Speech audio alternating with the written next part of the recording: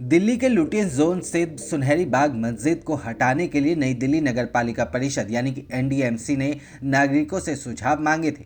200 साल पुरानी मस्जिद को हटाने को लेकर 2000 से ज़्यादा सुझाव मिले। दरअसल एनडीएमसी सुनहरी बाग मस्जिद को हेरिटेज लिस्ट से हटाने का प्रस्ताव लेकर आई थी। हालांकि एआईएमआईएम चीफ असदुद्दीन ओवैसी ने एनडीएमसी से प्रस्तावित आदेश वापस लेने की अपील की है।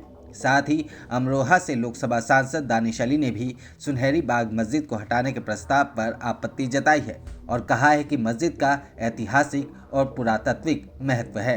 रविवार को जारी हुए एक नोटिस में एनडीएमसी ने 1 जनवरी तक इस मामले पर नागरिकों की आपत्तियां और सुझाव मांगे थे।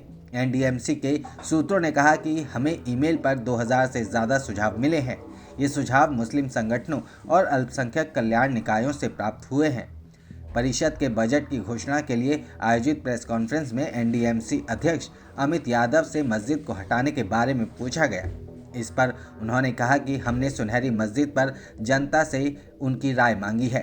हमें इलाके के आसपास ट्रैफिक जाम की शिकायत पर दिल्ली ट्रैफिक पुलिस से एक अनुरोध मिला था। उन्होंने कहा कि हमने प्रोसेस शुरू कर दिया है और विभिन्न हितधारकों की टिप्पणियां मांगी है। हमने धार्मिक समिति से भी संपर्क किया है। दिल्ली वक्फ बोर्ड इस मामले को लेकर अदालत में गया था। कोर्ट ने मामले का निपटारा कर दिया था। उन्होंने कहा कि हमने इस मामले पर जनता से उनकी राय मांगी है और उचित प्रक्रिया का पालन कर रहे हैं। जनता की राय की जांच की जाएगी और विरासत समिति भी इस पर गौर करेगी।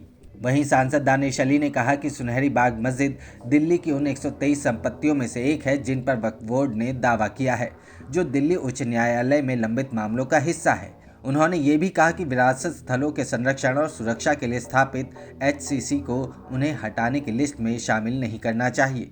उन्होंने कहा कि सुनहरी बाग मस्जिद को हटाने का प्रस्ताव समिति के मूल उद्देश्य के खिलाफ है। अमरोहा के सांसद ने मस्जिद को हटाने की आवश्यकता पर भी सवाल उठाया और कहा कि सुनहरी मस्जिद चौराहे के आसपास कोई महत्वपूर्ण यातायात जाम की समस्या नहीं है।